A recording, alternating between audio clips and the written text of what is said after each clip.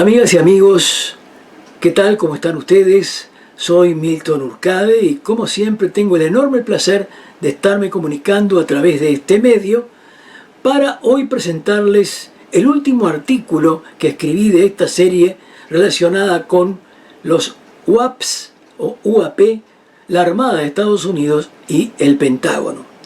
A través de los 5 mensajes, de los 5 documentos, de los 5 videos, el de hoy completa ese quinteto, ustedes han podido valorar, considerar, escuchar directamente con la traducción del inglés al español que hice para beneficio de todas y todos ustedes, las palabras de funcionarios importantes del Pentágono, del Departamento de Defensa de Estados Unidos, así mismo como documentos oficiales. La parte de una ley referida al grupo de trabajo sobre fenómenos aéreos no identificados y un memorando de la subsecretaria de Defensa de Estados Unidos, Kathleen Hicks, sobre el mismo tema, dando instrucciones muy precisas de las cosas a hacer. Pues bien, espero que realmente lo hayan aprovechado todos ustedes. Y ahora tengo el gusto de participar a ustedes en esto que es el último documento a compartir y que he titulado UAPs, UFOs, similitudes y diferencias. Para los veteranos que han estado vinculados al tema OVNI por décadas, entre los cuales por supuesto me incluyo, lo que está sucediendo ahora con los informes hechos por pilotos de la Armada de Estados Unidos y la reacción oficial tiene aparentemente un paralelo con lo que comenzó a suceder en 1947. Algunos de esos investigadores podrían decir, esta película ya la hemos visto. ¿Por qué? Y bueno, porque comprende la participación de los militares, la preocupación de los legisladores, y eso es similar. Pero hay grandes e importantes diferencias. En aquel tiempo había una división dentro de la propia Fuerza Aérea de Estados Unidos. Algunas personas trataron de investigar y conocer exactamente qué estaban haciendo los alemanes nazis hasta el momento en que perdieron la Segunda Guerra Mundial e inmediatamente después. ¿Qué estaban haciendo en materia de vehículos aéreos? En materia de artefactos que podían navegar grandes distancias. En fin, y se destaca en ese sentido la postura del brigadier general George Shulgin. Por otro lado, otras personas, caso del general de división de la Fuerza Aérea Charles P. Cabell, trataron de sacar ventaja de la situación con la creación del mito extraterrestre.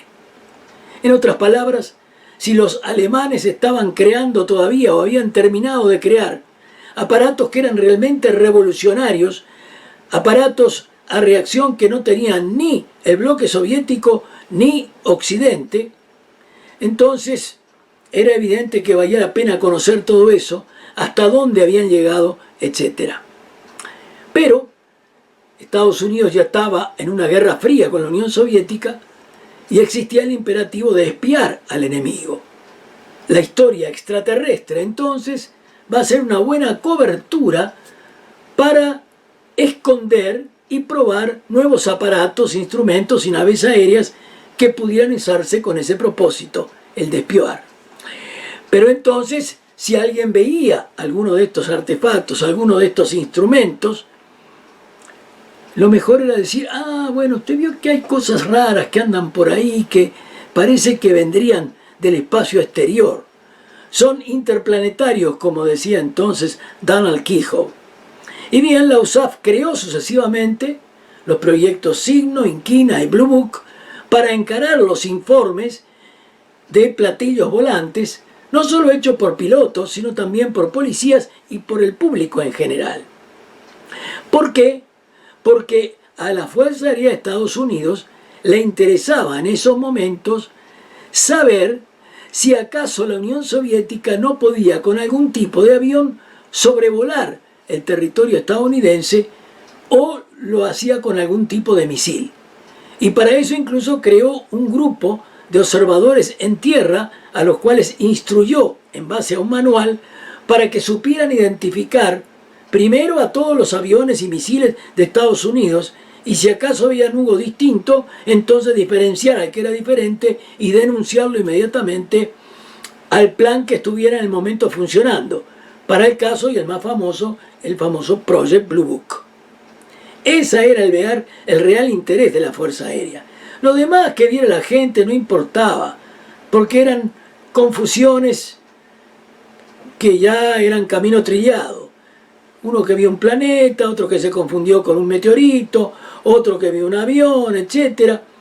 Pero lo que les importaba era lo que pudiera entrar que fuera soviético, que no fuera propio. Y esos eran los no identificados con nada conocido. Y bien, esos proyectos tuvieron por otro lado el contrapeso del empuje del mito extraterrestre hecho por la CIA, que creó NICAP y le dio al mayor Donald Keyhoe, un mayor de infantería de marina retirado, y no confundir infantería de marina con la marina de guerra, le dio cierta información de casos de platillos volantes, pero a condición de que no mencionara la fuente de ellos, que era la propia Fuerza Aérea. La creación y operación de NICAP dio impulso a la creación de una miríada de organizaciones privadas en todo el mundo, y Sciobi fue una de ellas, supuestamente con el propósito de investigar el misterio extraterrestre. Algunas de esas organizaciones explotaron el tema simplemente para hacer dinero, y esto lamentablemente ha sido una realidad hasta el día de hoy. Ahora bien, el capitán Edward J. Ruppelt agregó algo más a toda esa investigación cuando creó la sigla UFO, para dejar para siempre la ominosa referencia a platillos volantes que tanta sorna y sonrisa causara especialmente a periodistas cuando uno iba a hablar de ese tema en aquellos tiempos. Y finalmente UFO, traducido como OVNI al español, fue universalmente la sigla adoptada. No obstante, eso no fue lo suficiente para limpiar a la USAF de la acusación de estar ocultando vital información sobre los ovnis, al punto que necesitó apelar a una universidad para poner fin a esa patética situación. Fue el momento de la Universidad de Colorado y del físico Dr. Edward Condon para liderar esa tarea. Pero lamentablemente el remedio no curó la enfermedad. Las cosas no se hicieron bien y un infame memorando arruinó todos los propósitos de poner un fin al mito extraterrestre. Algunos profesionales abandonaron el grupo de la Universidad de Colorado denunciando la situación como irregular. La conclusión del trabajo de ese grupo, antes de que el trabajo del grupo fuese hecho, llegó a ser un sinsentido. Y el Dr. Condon fue el que escribió esa conclusión. La USAF decidió no tener nada más que ver con el tema OVNI, por lo menos públicamente. Se cerró el Blue Book y se terminó la cosa 1968, si no mal recuerdo. Este es el tiempo de la Armada, de la US Navy, la cual no estuvo exenta de algunos casos OVNI durante aquel viejo período.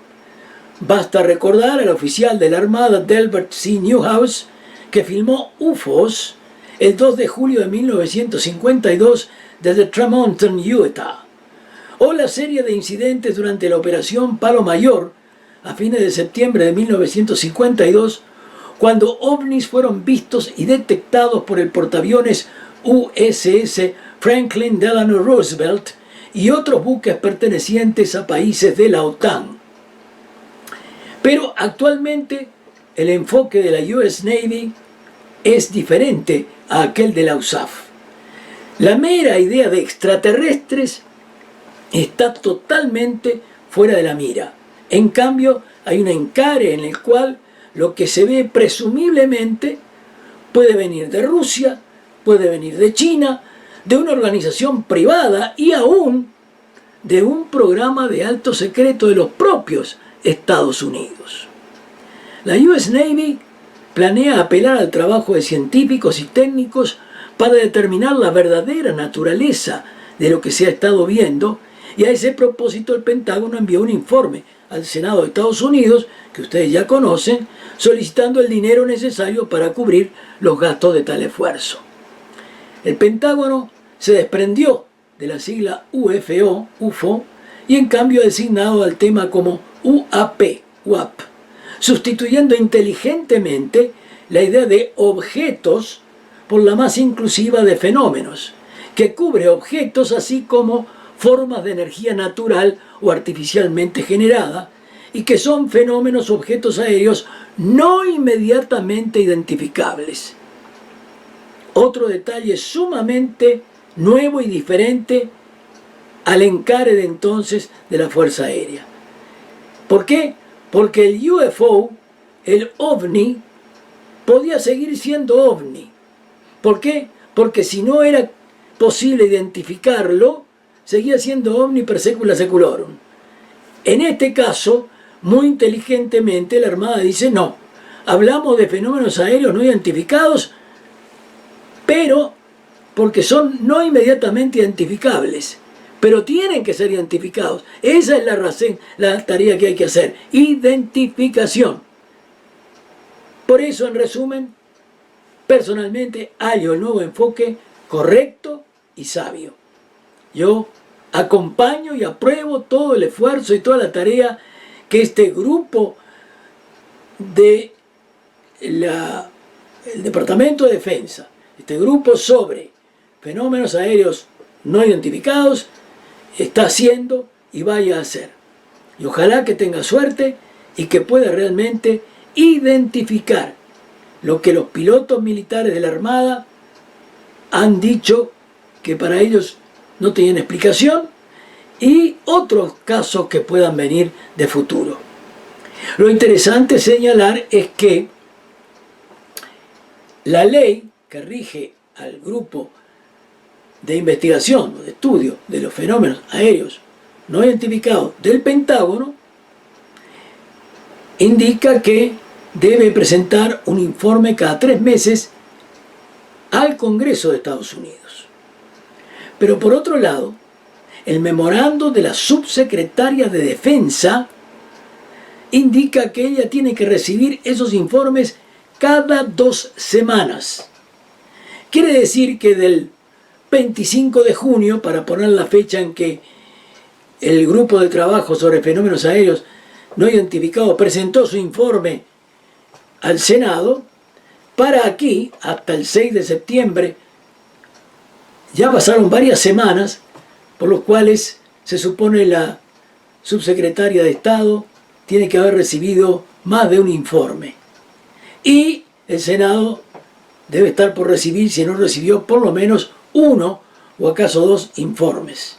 Vamos a suponer 1, porque son trimestrales. Yo estoy deseando conocer algo de eso. Yo estoy esperando que, de alguna manera, alguna de las fuentes, ya sea legislativas o sea del propio Pentágono, den a conocer la parte no clasificada que ellos puedan considerar, como para que se pueda seguir al tanto de qué es lo que está haciendo ese grupo de trabajo en el Pentágono, y ir conociendo entonces si va despejando el panorama y va perfilando mejor lo que pueden ser esos fenómenos aéreos no identificados. Si algo de eso pasa, les pondré al tanto a través de algo que escribiré en la página web del UAPSG-GFAI, el Grupo de Estudio de Fenómenos Aéreos Inusuales, como nosotros le llamamos, o bien a través de algún video que pueda subir a YouTube para que ustedes estén al tanto. Por el seguimiento vuestro de todos estos 5 videos, incluido el de hoy, y por este mismo, por esa atención que ustedes han prestado, muchísimas gracias. Amigas y amigos, ¿qué tal? ¿Cómo están ustedes? Soy Milton Urcade y como siempre tengo el enorme placer de estarme comunicando a través de este medio para hoy presentarles el último artículo que escribí de esta serie relacionada con los UAPs o UAP, la Armada de Estados Unidos y el Pentágono. A través de los 5 mensajes, de los 5 documentos, de los 5 videos, el de hoy completa ese quinteto, ustedes han podido valorar, considerar, escuchar directamente con la traducción del inglés al español que dice para beneficio de todas y todos ustedes las palabras de funcionarios importantes del Pentágono, del Departamento de Defensa de Estados Unidos, así mismo como documentos oficiales. La parte de una ley referida al grupo de trabajo sobre fenómenos aéreos no identificados y un memorando de la subsecretaria de Defensa de Estados Unidos, Kathleen Hicks, sobre el mismo tema, dando instrucciones muy precisas de las cosas a hacer. Pues bien, espero que realmente lo hayan aprovechado todos ustedes. Y ahora tengo el gusto de participar a ustedes en esto que es el último documento a compartir y que he titulado UAPs, UFOs, similitudes y diferencias. Para los veteranos que han estado vinculados al tema OVNI por décadas, entre los cuales por supuesto me incluyo, lo que está sucediendo ahora con los informes hechos por pilotos de la Armada de Estados Unidos y la reacción oficial tiene aparentemente un paralelo con lo que comenzó a suceder en 1947. Algunos de esos investigadores podrían decir, esta película ya la hemos visto. ¿Por qué? Y bueno, porque comprende la participación de los militares, la preocupación de los legisladores, y eso es similar. Pero hay grandes e importantes diferencias. En aquel tiempo había una división dentro de la propia Fuerza Aérea de Estados Unidos. Algunas personas trataron de investigar y conocer exactamente qué estaban haciendo los alemanes nazis hasta el momento en que perdieron la Segunda Guerra Mundial e inmediatamente después. ¿Qué estaban haciendo en materia de vehículos aéreos? En materia de artefactos que podían navegar grandes distancias. En fin, y se destaca en ese sentido la postura del brigadier general George Shulgin. Por otro lado, otras personas, caso del general de división de la Fuerza Aérea Charles P. Cabell, trataron de sacar ventaja de la situación con la creación del mito extraterrestre. En otras palabras, si los alemanes estaban creando todavía o habían terminado de crear aparatos que eran realmente revolucionarios, aparatos a reacción que no tenían ni el bloque soviético ni Occidente, entonces era evidente que valía la pena conocer todo eso, hasta dónde habían llegado, etc. Pero Estados Unidos ya estaba en una guerra fría con la Unión Soviética y existía el imperativo de espiar al enemigo. La historia extraterrestre, entonces, va a ser una buena cobertura para esconder y probar nuevos aparatos, instrumentos y naves aéreas que pudieran usarse con ese propósito, el de espiar. Pero entonces, si alguien veía alguno de estos artefactos, alguno de estos instrumentos, lo mejor era decir, bueno, usted vio que hay cosas raras que andan por ahí, que parece que vendrían del espacio exterior. Son interplanetarios, como decía entonces Donald Keyhoe. Y bien, la USAF creó sucesivamente los proyectos Signo, Inquina y Blue Book para encarar los informes de platillos volantes, no solo hechos por pilotos, sino también por policías y por el público en general. ¿Por qué? Porque a la Fuerza Aérea de Estados Unidos le interesaba en esos momentos saber si acaso la Unión Soviética no podía con algún tipo de avión sobrevolar el territorio estadounidense o lo hacía con algún tipo de misil. Y para eso incluso creó un grupo de observadores en tierra a los cuales instruyó en base a un manual para que supieran identificar primero a todos los aviones y misiles de Estados Unidos y si acaso había algo distinto, entonces diferenciar al que era diferente y denunciarlo inmediatamente al plan que estuviera en el momento funcionando. Para el caso, y el más famoso, el famoso Project Blue Book. Ese era el real interés de la Fuerza Aérea. Lo demás que viera la gente no importaba, porque eran confusiones que ya eran camino trillado. Uno que vio un planeta, otro que se confundió con un meteorito, otro que vio un avión, etc. Pero lo que les importaba era lo que pudiera entrar que fuera soviético, que no fuera propio. Y esos eran los no identificados con nada conocido. Y bien, esos proyectos tuvieron por otro lado el contrapeso del empuje del mito extraterrestre hecho por la CIA, que creó NICAP y le dio al mayor Donald Keyhoe, un mayor de infantería de marina retirado, y no confundir infantería de marina con la marina de guerra, le dio cierta información de casos de platillos volantes, pero a condición de que no mencionara la fuente de ellos, que era la propia Fuerza Aérea.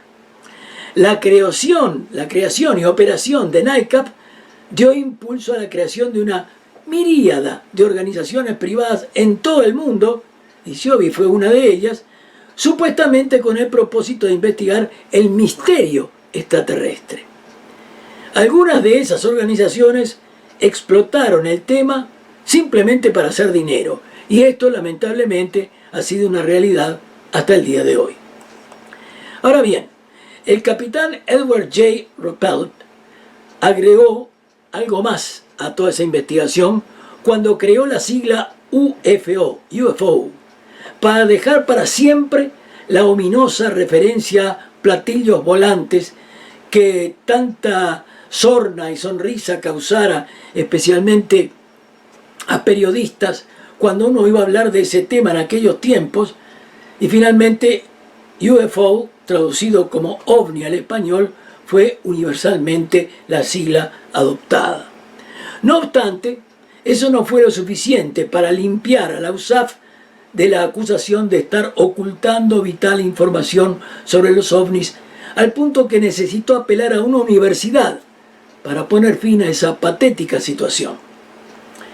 Fue el momento de la Universidad de Colorado y del físico Dr. Edward Condon para liderar esa tarea.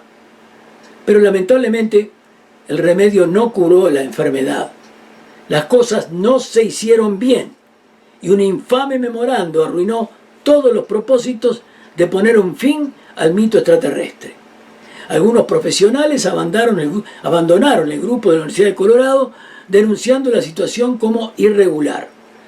La conclusión del trabajo de ese grupo, antes de que el trabajo del grupo fuese hecho, llegó a ser un sinsentido. Y el doctor Condon fue el que escribió esa conclusión. La USAF decidió no tener nada más que ver con el tema OVNI, por lo menos públicamente. Se cerró el Blue Book y se terminó la cosa en 1968, si no mal recuerdo.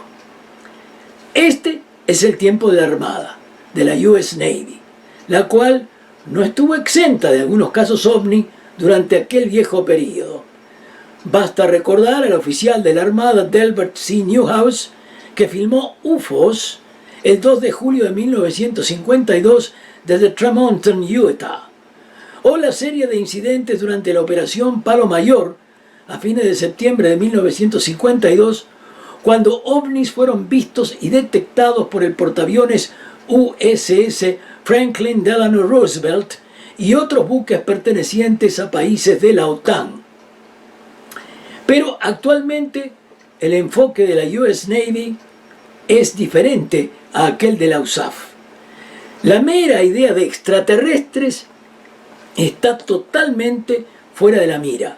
En cambio, hay un encare en el cual lo que se ve presumiblemente puede venir de Rusia, puede venir de China, de una organización privada y aún de un programa de alto secreto de los propios Estados Unidos.